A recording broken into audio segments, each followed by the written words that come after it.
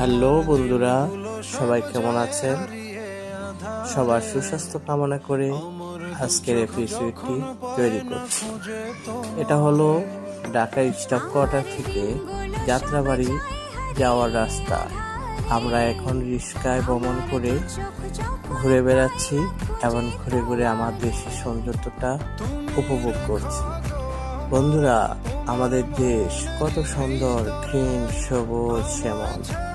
এক পাশে গাছের ছায়া, অন্য পাশে লেক বয়ে গেছে। বন্ধুরা, দেখতে অনেক সুন্দর, মনোরম একটি সুন্দর দৃশ্য। আপনাদের কাছে কেমন লেগেছে? ভালো লাগলে অবশ্যই একটা লাইক, শেয়ার, ফলো দিয়ে পাশে থাকবেন। বন্ধুরা, তোমরা কি আমাকে ভুলে গেছো? বন্ধু